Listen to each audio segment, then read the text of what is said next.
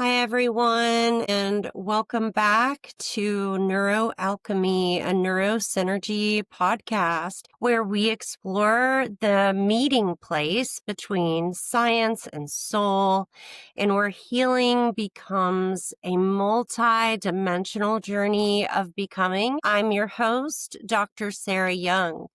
Here on this show, we bring you real stories, real tools, and real conversations about the ways that we heal physically, emotionally, mentally, energetically, and spiritually.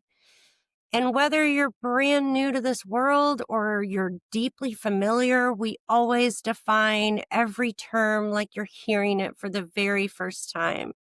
Because clarity creates safety, and safety opens the door to even deeper healing. Today, we're exploring a topic that touches so many people, especially women in midlife: panic, anxiety, and the invisible emotional patterns that shape our everyday lives. If you've ever felt dismissed, overwhelmed, or unsure where to turn, you're not alone.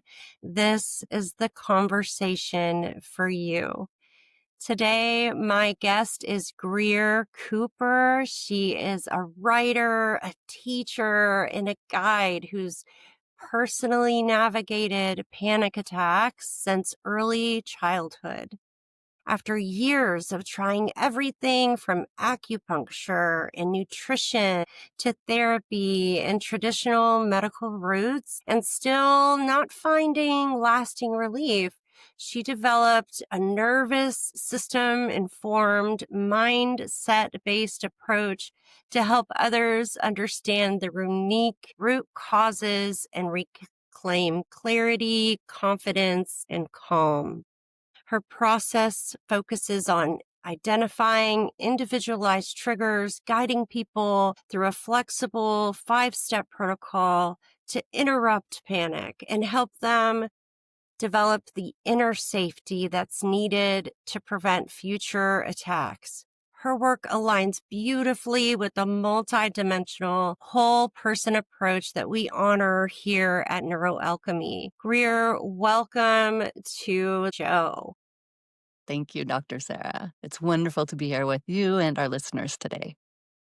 It's so great to have you to create some shared language for everyone listening, especially if this is their first time hearing these terms. How could you define a panic attack in simple, everyday language? I think the best way to define a panic attack is to really get clear on the symptoms because it's a very experiential thing that happens. So it can look a lot of different ways, but some of the most typical things that occur during a panic attack are racing heart or heart palpitations, feeling kind of nervous, shaking. It can be sweating, shortness of breath, difficulty breathing, feeling dizzy, feeling like you might pass out, sometimes even feeling like you might die, which is why a lot of people end up in the ER. Absolutely. For someone who's not sure how to tell the difference, how might you explain the difference between anxiety and a panic attack? Well, anxiety is a lower grade. It's sort of lower on the totem pole, so to speak, of generalized anxiety disorder. So if you feel anxiety, yes, you're worried. You might feel a little frenetic. You might feel unwell, a general feeling of unwell and fear. But a panic attack is that times 10. When you describe panic through the lens of the nervous system, what do you want people to understand about what's happening in the body at that moment? Okay, well, typically most people that I speak with who are suffering from panic attacks have what we call nervous system dysregulation. So what that means is the nervous system is out of whack. And we really have to sort of define what I mean by the nervous system, because our body has a vast network of nerves, but I'm speaking about the automatic nervous system, which controls all of our involuntary functions, everything from breathing and heartbeat and digestion, things like that. So all the things that happen in the body without us having to do anything. And so when the nervous system is imbalanced, we're basically, our fight and flight is taking over, and the rest and digest side of the automatic nervous system is not working properly. And so you're in this fight or flight, and it doesn't take much to put you over the edge, so to speak. It's like having the gas pedal on that doesn't ever come off, huh? Right, exactly. When you talk about the root causes of panic, what does that mean to you? To me, that means getting down to the bottom of the issue. Because if you don't know what's causing the attacks, then how are you ever going to be able to address what's going on? So this typically looks a lot of different ways. I mean, it's a process of personal excavation, but it's also wanting to really understand, to have, so that you can have a holistic approach that works in the long term rather than just treating symptoms. So it's wanting to understand exactly what's causing your attacks. And it can be a lot of different things. It's very personal for everyone, because obviously no two people are the same. We have grown up in different circumstances. We've had different life events occur. Those root causes are not the same for everyone, although there are many that are common. One we've already touched on, of course, being what I like to call the hidden root cause of many panic attacks is the nervous system that's out of whack. And there are lots of reasons why that happens, but typically in midlife, that's the perfect storm for women, right? Juggling a lot in life. Maybe we're raising children and caring for aging adults. So we're in the sandwich generation. We're running a household. We're paying the bills. We're getting food on the table. We're making sure groceries. We're getting kids to activities. There's a million things going on, and working and. And we're also going through things that happen in perimenopause that I think take a lot of women by surprise. And that dialogue is starting to blossom more. And there are more and more resources available for women. But, for myself, I have a background as a professional ballet dancer. And even though I've taken excellent care of myself my whole life, perimenopause knocked me on my butt. I'll just be honest. And so I think it can take people by surprise. Sometimes that can also include health challenges that we don't know how to deal with. And often it can be hard to get answers and solutions as well. And that can contribute to greater anxiety. It sounds like that the root causes can be as varied as the people on the planet, right? So there's a Hmm. lot of variations of that. And it also sounds like that discovery, right? It's a journey of and an unfoldment of learning about yourself and really getting to the bottom of things. Your first panic attack happened at age 11. Can you take us into that moment in time and what it was like when there wasn't the language for you to describe what was going on? Yes, I was actually at summer camp at the time, at sleepaway camp, which made it all the more terrifying because I didn't really know who to turn to since I was not with my family. But I just remember feeling very dizzy, complete, like absolute terror, feeling like I might pass out, feeling like I might die, feeling shaky, feeling just absolute, complete terror. So somehow, even at that young age, I knew enough to actually remove myself from the environment where I was because it was really loud and that was intensifying the issue.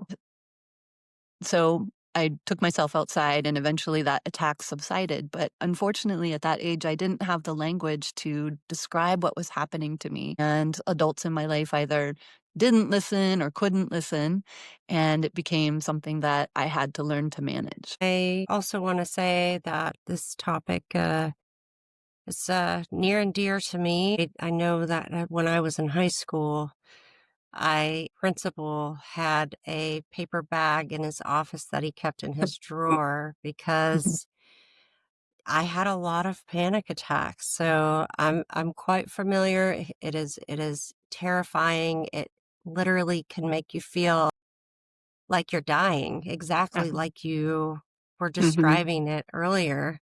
And it's interesting that you mentioned sensory overload. That's absolutely a trigger for a lot of people, mhm, especially in the world that we live in today where everything is so loud. And I don't just mean volume, I don't mm, just mean sound, right? mhm, So energy, light, just everything can be kind of mhm. interesting.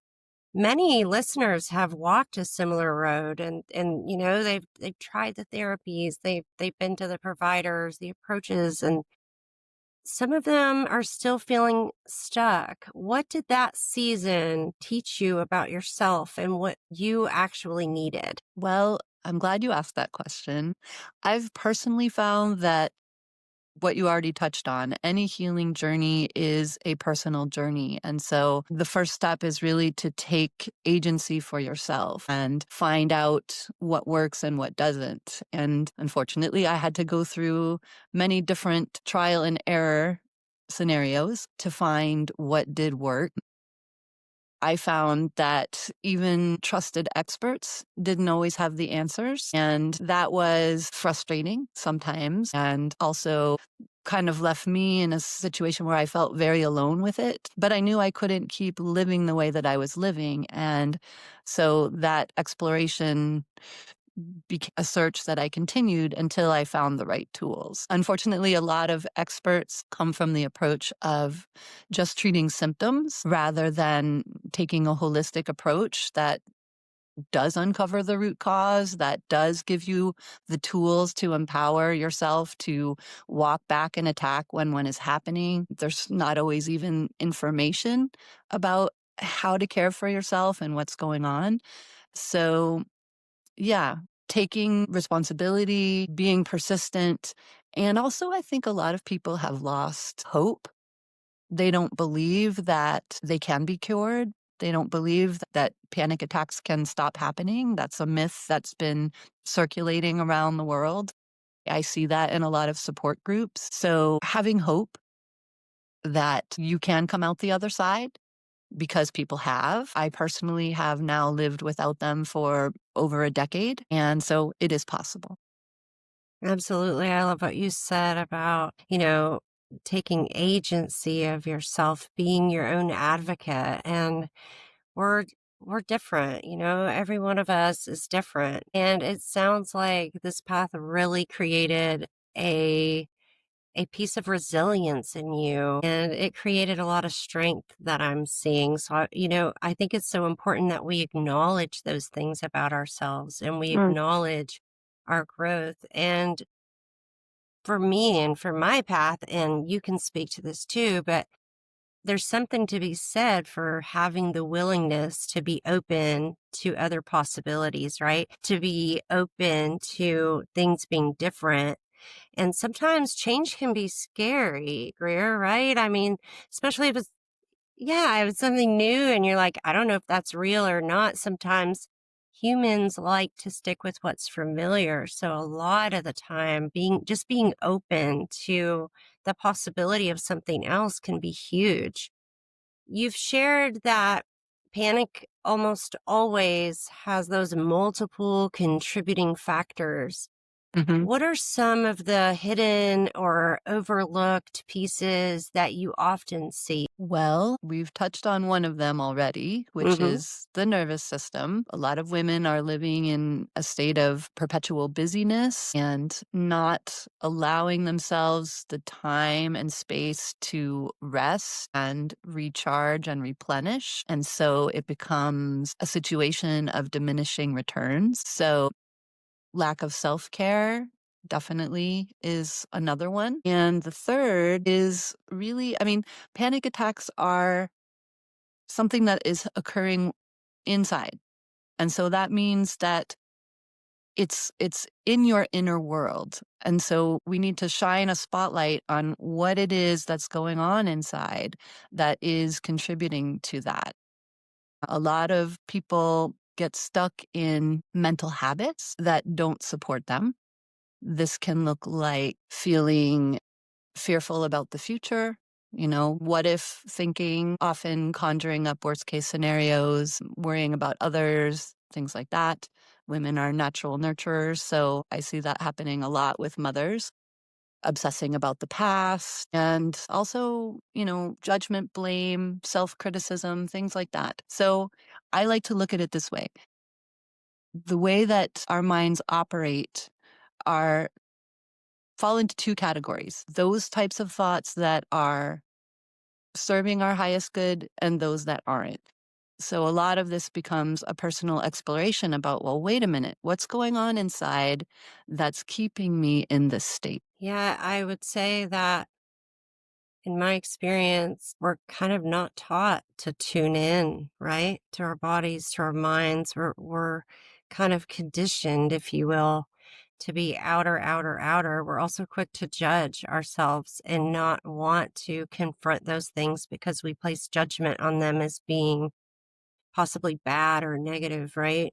Mm, And it's so important that we give ourselves that permission to rest. I'm so glad that you said that. And you can't give from an empty cup. You know, we no. we we do, especially women as nurturers. We push the boundaries of what often our human body can really do. And I always tell my clients, like, fill your cup first, right? Because you can't give from an empty cup.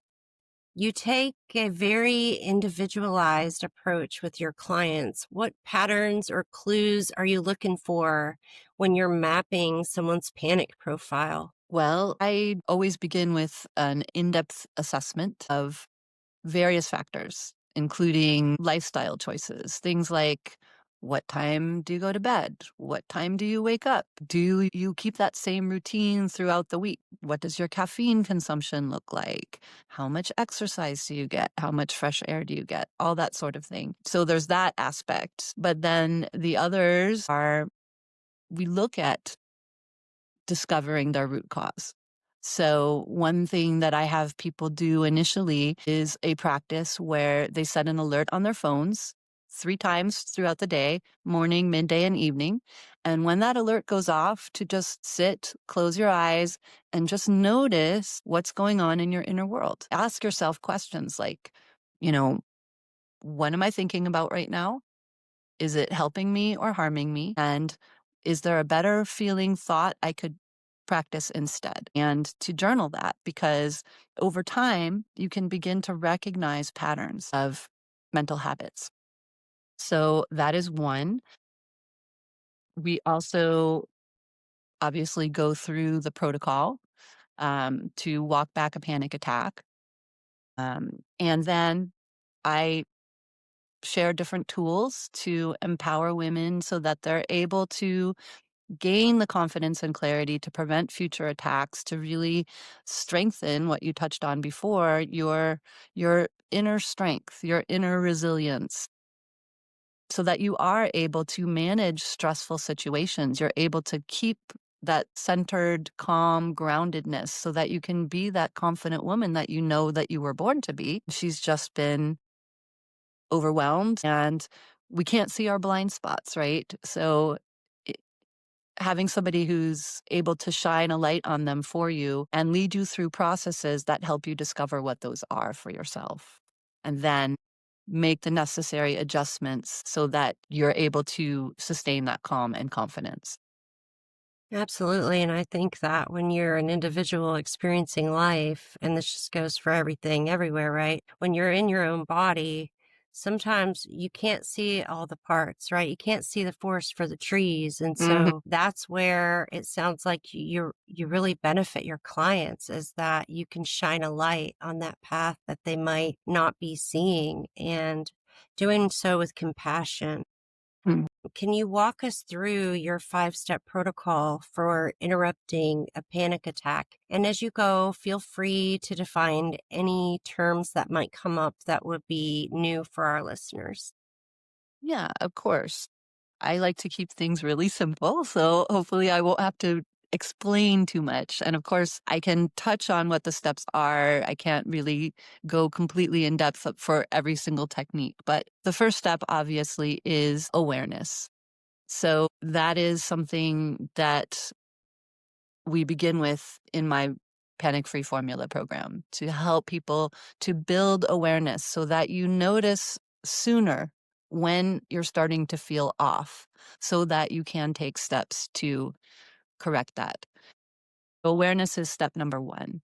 Step 2 is to cut down on stimulation.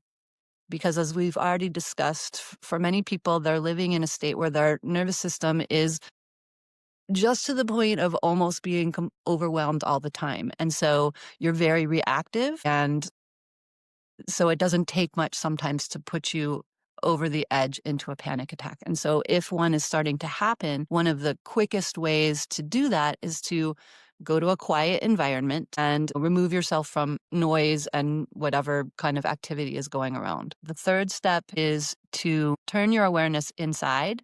So I like to have people close their eyes and begin to just notice your breathing, because the biggest mistake that people make that most people make anyway, when they're having a panic attack is that they stop breathing normally. So you touched on that with your paper bag story, but this can look like tight, shallow breathing, or probably what was happening to you, which was hyperventilating, right? So either way, the nervous system is getting an emergency message because the breathing isn't proper. And so you're not getting the proper amount of oxygen. So you tune into your breathing and close your eyes and just start by slowing the breath. That can go a long way in calming the nervous system because breath and nervous system are intricately interwoven, right? So if you can calm your breathing, then you can calm your nervous system. And so the next step is to make your exhale slightly longer than your inhale. Because again, this is sending a calming message to your nervous system. And I teach specific breathing techniques, including one that is like the supercharged one to help you really reset to calm within minutes, but that's the basic protocol. So if you can remember that it begins with your awareness, it begins with getting quiet, and then regulating your breath, just that alone can go miles to helping you to walk it back once it starts to happen. And isn't that, I mean, don't you find that so empowering that we have within us the ability, if we choose into it, to kind of hijack our system and we can create calm? That's empowering, right? That's empowering that, you get to be a guide for people and teach them that there's power there that they might not be seeing. The fear of the next attack can be its own cycle. What Yes. helps break the loop and restore confidence? Well, I think again, the idea of awareness, right? And the idea of shining a light on your mental habits. So a lot of people get stuck in what I call mental thought loops, where you practice the same thoughts over and over. And in fact, a recent study showed that the average human tends to think about 60,000 thoughts per day. 80% of them are negative. 95% of them are repetitive from the day before. So it's like playing a record, the one song over and over, you've got this deep groove. But because of this wonderful thing called neuroplasticity, we can start to begin practicing new habits. So that's why I have people do the daily alerts, checking in with what's going on, because when you begin to become more and more aware of, oh my God, I'm thinking this thing again and it's hurting me, and I can choose a different thought, then you can break that cycle.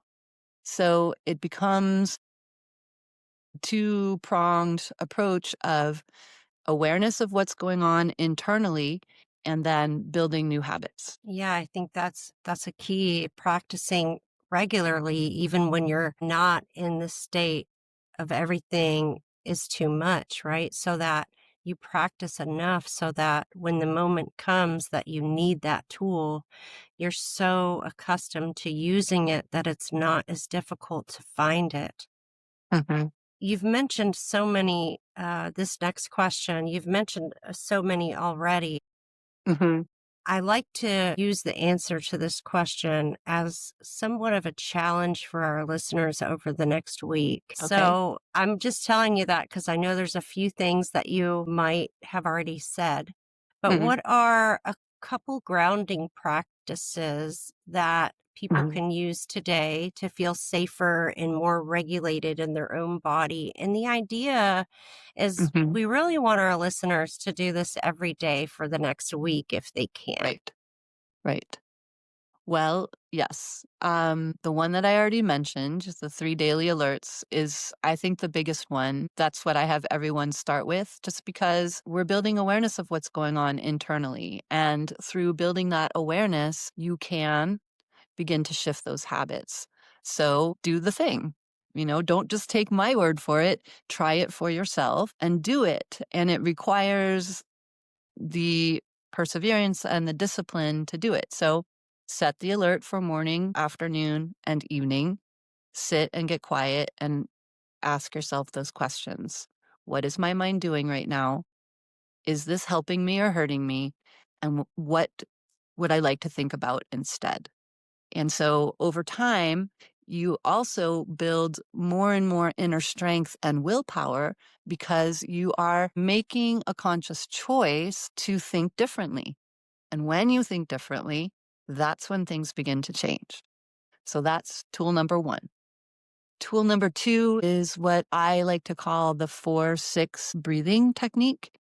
So if you notice yourself feeling anxious or even going into a panic attack, this can be a very effective tool. Again, closing your eyes because it's shutting down some of that outside stimulation and breathing the inhale for a count of 4 and the exhale for a count of 6. And you can say it out loud or you can say it silently to yourself, but inhale 2, 3, 4, and exhale 2, 3, 4, and so on. And the reason this works is twofold. One, it gives your mind something to do, right? Instead of getting stuck in what I call the anxiety spiral, because you might feel anxious and then you feel anxious because you're feeling anxious. And then the next thing you know, it's spiraled and blossomed. So you're giving your mind a job because our minds are active. They need something to do. And then this way of breathing, again, creates the longer exhale, which calms your nervous system. So those two tools are a great way to start right now. Very, very nice. So I give everyone take her advice, try that for the next week. And something I thought of also, you might find a little bit of resistance from your inner child every once Mm, in a while. You might find it going, I don't want to do that breathing. I don't want to stop. And I just want to say that I'm very familiar with my inner child. And mm, sometimes we just have to do it anyway. And we have to say, mhm. it's okay, honey. You're so cute when you have a temper tantrum. Let's keep going. It's time for another breath. Have fun with it. Try not to be too discouraged, but that's often been my motto is just do it anyway. Do Yeah. you notice differences in how panic presents different across sensitivity styles or nervous system wiring patterns? Well, I mean, everybody is different. So I think the most important thing to focus on is what is true for you. When you're looking at your inner world, what is happening there?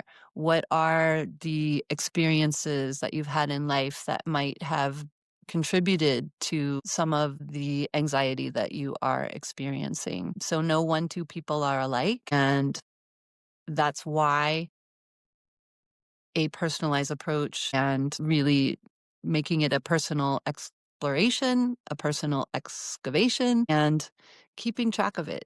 journaling what's happening through the process can really help to shed a light on everything. You talk about building personal power. How do you define that in the context of healing panic attacks? Well, when you know that you have a protocol that can help you end an attack, a profound sense of comfort, a profound sense of confidence, and a profound sense of inner strength is the natural byproduct. So, as someone is working through the healing process and able to end an attack today and the next day and the next day and so on, you realize, wow, I can do this. And the tools that I share don't just help end panic attacks. It's really a profound inner transformation that occurs. And in that way, a person is then able to handle whatever challenges arise while maintaining a sense of calm. And that is personal power. If you know that you have the tools, you know that you've been able to do these things for yourself so that you're no longer sort of bowled over by every wave in life that comes at you, then that makes you in control. You've taken back the keys to your own inner kingdom. You've decided, I know what I need to do to keep myself in this state no matter what happens in my life. That's personal power. Absolutely. It's like gathering evidence, right? Exactly. Gathering evidence about yourself and being consistent. Tell Mhm. us how your own journey's been transformed emotionally, mentally, or spiritually beyond just the reducing of the panic attacks themselves. Well, I would say for myself that really I've noticed what I just touched on, where something that happened in life maybe 15 years ago that would have just thrown me for a loop doesn't anymore.